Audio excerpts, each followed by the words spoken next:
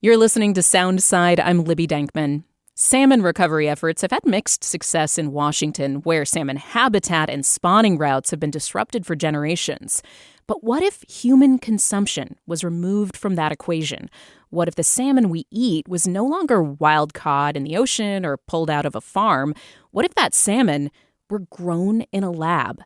Well, starting on August 21st, you could have some at the Walrus and the Carpenter, a restaurant in Ballard. Renowned Seattle chef Renee Erickson tells Soundside she's putting cultivated salmon on the menu, in part because she's concerned about the salmon population.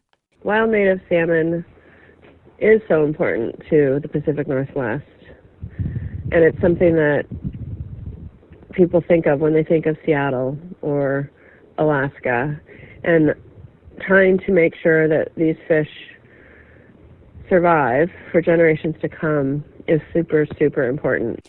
In June, the FDA signed off on the safety of lab-grown salmon for the first time. It's been served in restaurants in Portland and Austin, Texas so far. So what does the future look like for cultivated fish? We've got two expert guests who are going to help us explore that. Grist reporter Frida Garza has been covering lab-grown meat, and Claire Bomkamp is a senior lead scientist for cultivated meat and seafood at the Good Food Institute, which is an advocacy group for alternative proteins. Welcome, everybody. Thanks for being here. Thanks for having us. Yeah, excited to be here. Claire, how was this product developed? Can you kind of give us the Cliff's Notes on that?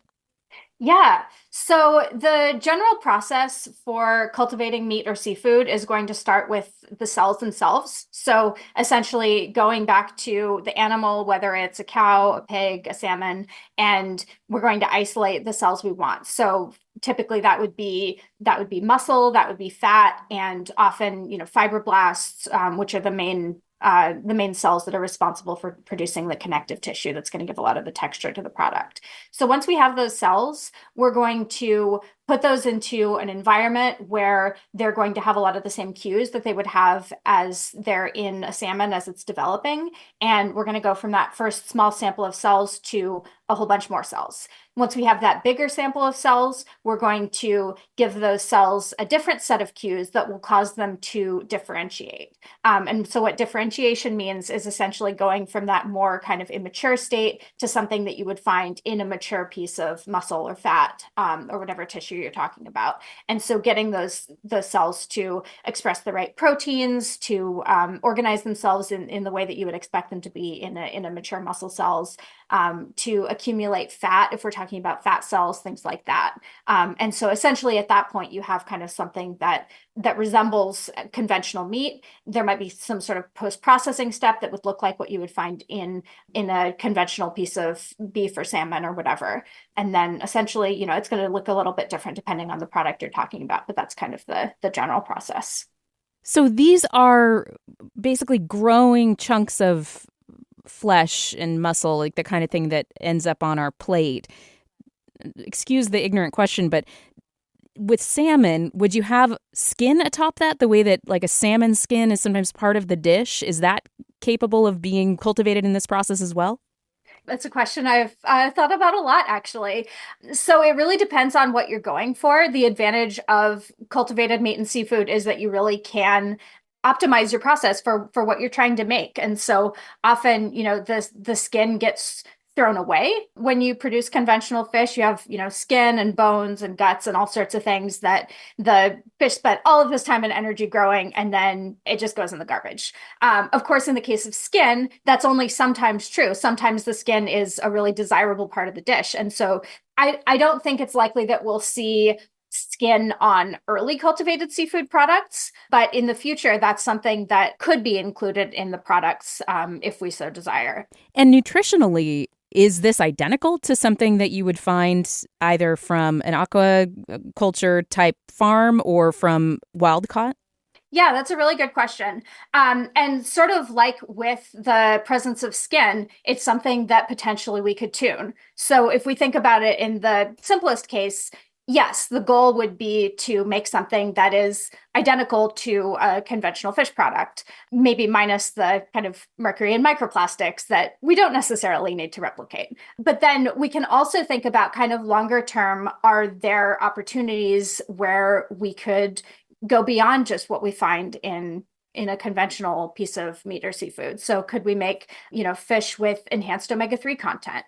Omega-3s, by the way, aren't actually, for the most part, made directly by fish. They're primarily come from the algae that the fish eats in its diet. So potentially we could just feed that same algae directly to the cells, and maybe we bump up the level a bit in a way that's not feasible for conventional fish so much. Or we can think about, maybe we make omega-3 enhanced pork, something like that.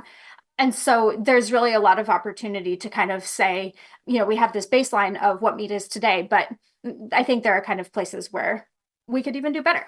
That's Claire Bomkamp with the Good Food Institute. I'm also talking with Grist reporter Frida Garza, who's been covering lab-grown or cultivated meat. Frida, I'm curious how you've seen the restaurant industry approach this. How is the uptake? Who is tackling this and starting to serve it?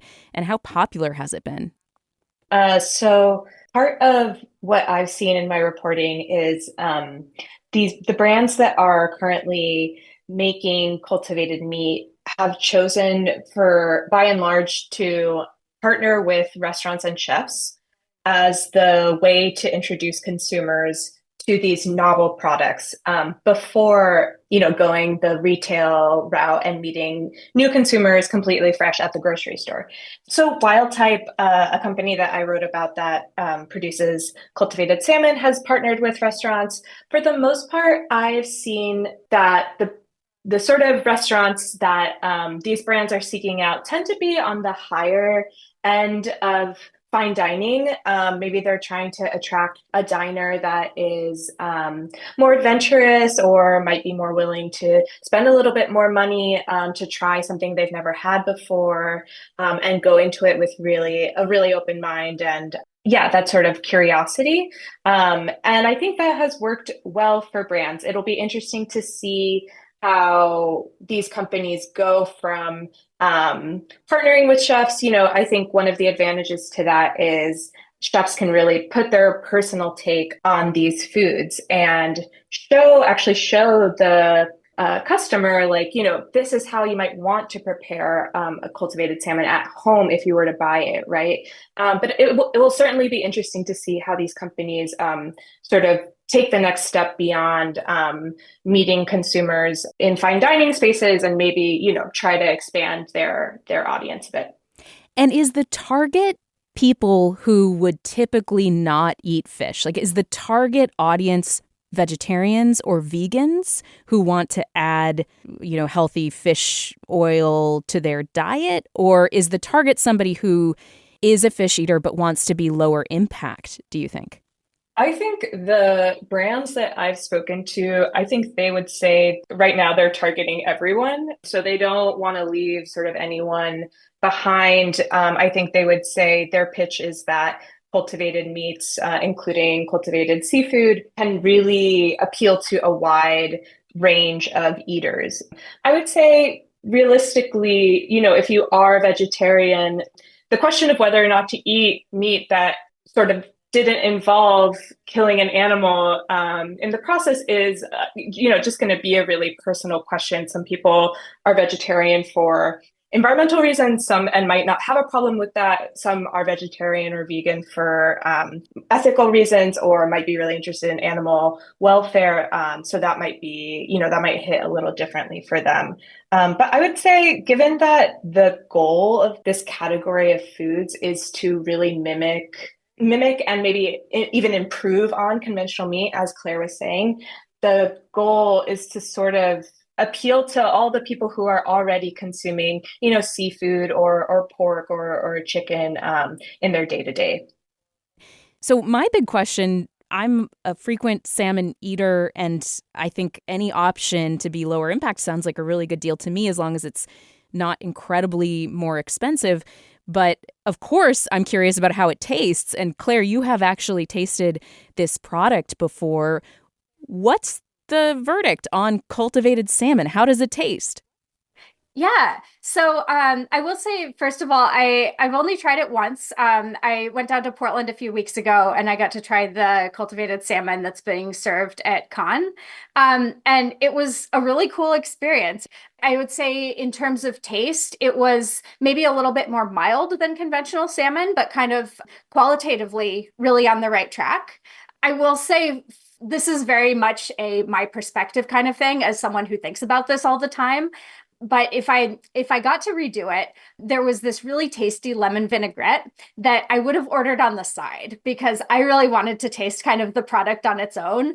And so the dish that was served was really tasty. It was like an explosion in your mouth of grilled watermelon and pickled strawberry and lemon.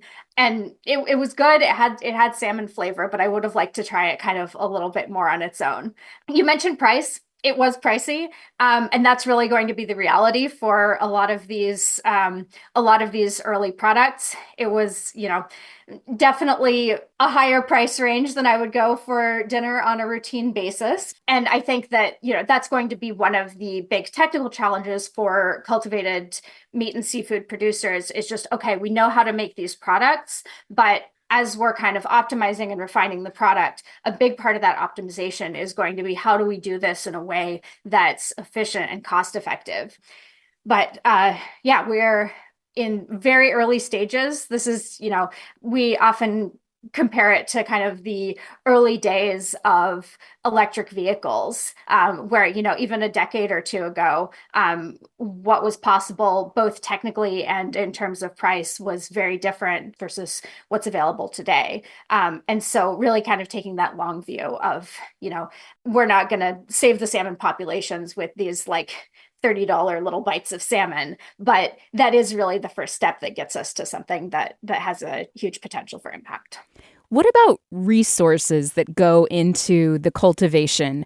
Obviously, one of the reasons that people avoid meat, besides the ethical animal welfare reasons, are energy footprint and the amount of resources that it goes into, say, raising cattle versus the similar amount, to grow legumes and the amount of protein that comes out of that. And it's just more resource efficient. At this point, when it comes to cultivating meat versus having a farmed salmon, for example, does the cultivation end up taking more energy, less energy? Is there an effort to address that, Claire?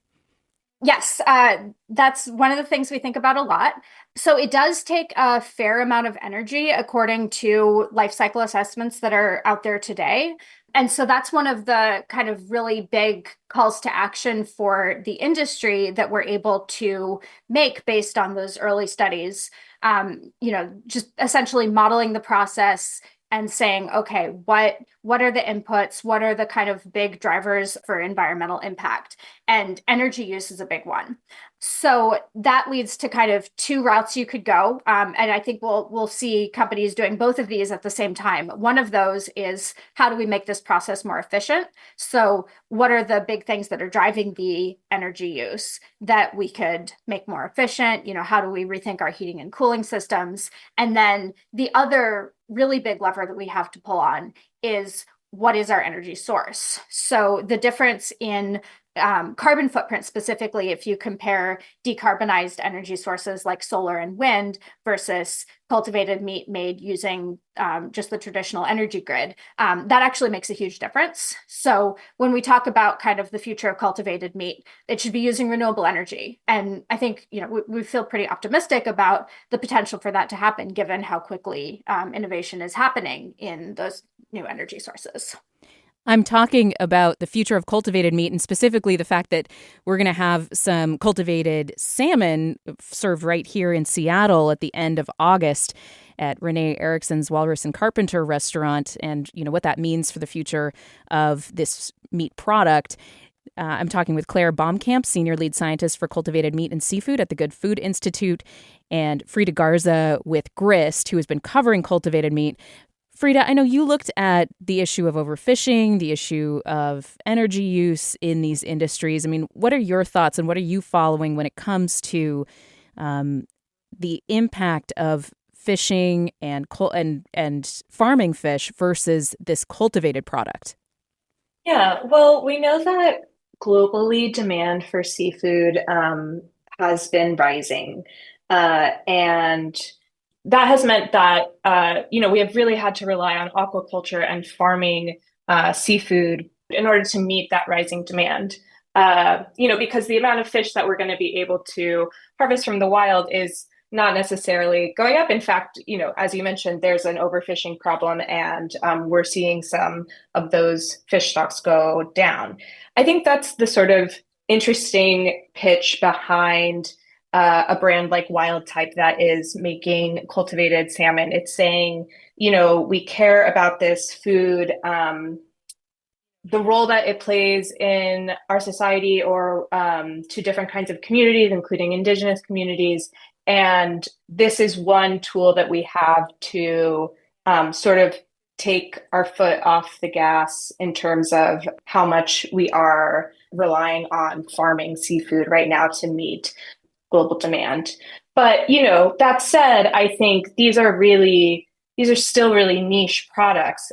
I'll be interested to see how these companies sort of continue to meet new consumers and introduce themselves to new consumers of all, kind of across a range of disposable incomes and see how this business scales. I think that's the big question on everyone's minds, especially given how, we've seen sort of interest in other alternative proteins like plant-based burgers, for example, kind of really rise and fall in recent years. And so I think for cultivated meat and cultivated seafood, which is a bit younger in its relationship with at least, an American audience, these questions still have to play out. I know several Republican-led states have actually banned lab-grown meat. Why is that? What do the legislators who pass these types of bans say about their reasoning, Frida? Yeah, it's so interesting because in most cases, these are not states where lab-grown meat is available for sale yet. The leaders of those states that are pushing for these bans, they're making several arguments, but one of them is that these products hurt the conventional meat industry and they hurt ranchers and farmers. That is certainly their opinion. I mean, there have actually been, when I was reporting on this, some industry groups in conventional meat that say, why would we be afraid of competing with another product if we feel really confident actually about the quality and taste and price point of our goods. So I'm not sure. I think that argument is not actually like being reflected in the industry itself. I think it's become sort of a talking point that allows them to speak to a broader social dynamic, people being afraid of losing their jobs or so on.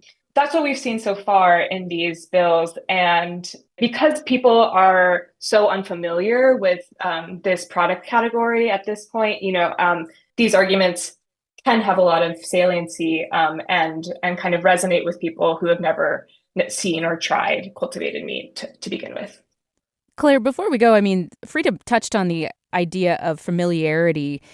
Is that the biggest barrier for people to maybe find this like a regular part of their eventual grocery rotation? I know it's just in high-end restaurants for now, but what do you think the biggest barrier is for adoption going forward? Will it be price? Will it be maybe a little bit of ick factor for people just hearing for the first time that this is a meat that's grown in a vat rather than something that is caught on a line or something that comes in a familiar format? What do you think the biggest hurdle will be for cultivated meat to get wider adoption? Well, I think the biggest barrier ultimately is really just technical progress. And so by technical progress, I mean everything from how do we produce these products efficiently enough that it's feasible to get prices down, and how do we optimize the products themselves to be more like conventional meat and seafood and or better. So consistently, we see that taste and price are the biggest factors. As humans, there are so many things that go into our decisions to eat or not eat a certain food. And so I don't want to flatten things too much by saying, yep, it's taste and price, but those are consistently at or very near the top of the list. So it's really just about making a product that meets people's needs.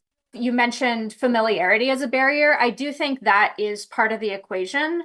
And we also see pretty consistently in research that familiarity is a big driver. So if it's the first time you've heard of cultivated seafood before, it's very likely that you're going to be kind of like, wait, what? This was definitely true for me. I kind of went, what? And then I thought about it a little bit more and I thought, oh yeah, there are major benefits to this. And, both from kind of a larger scale societal, environmental perspective, and also from just as a person who thinks about food a lot, there's a lot of potential for innovation and creativity. And I think that ultimately is something that, I don't think I'm alone in that being something that has major appeal. Every time I finish a meal, I start thinking about my next meal. So I'm with you on thinking about food a lot, Claire. Frida, same question to you. What do you think the biggest barrier is long-term to this cultivated meat products like the salmon that's grown, for human consumption? What do you think the biggest stumbling block will be for the product going forward? I do think that price is going to play a super big role in this. I think, like Claire said, as interest in these products grows, ideally they can scale and sort of bring those production costs down and then bring the price to the consumers down as well. And then everyone wins, right? But I think to start, we're really looking at like how do you appeal to customers, whether it's in restaurants, whether it's in retail settings, with that higher price point right now today, especially at a time when people are feeling really squeezed at the grocery store. And, I think it's going to play a major role in the future of these products going forward. Frida Garza is reporting on lab-grown meat for Grist. And you also heard from Claire Bomkamp, Senior Lead Scientist for Cultivated Meat and Seafood at the Good Food Institute, which is an advocacy organization for alternative proteins. Claire and Frida, I really appreciate your time today. Thank you. Thanks, Livy. Thank you so much. Thanks for listening to Soundside. This show is only possible because listeners support us. If you're able to give right now, please check out the show notes for a link to donate. And don't forget, you can listen live on KUOW 94.9 FM Seattle at noon and 8 p.m., Monday through Thursday, or anytime online at KUOW.org.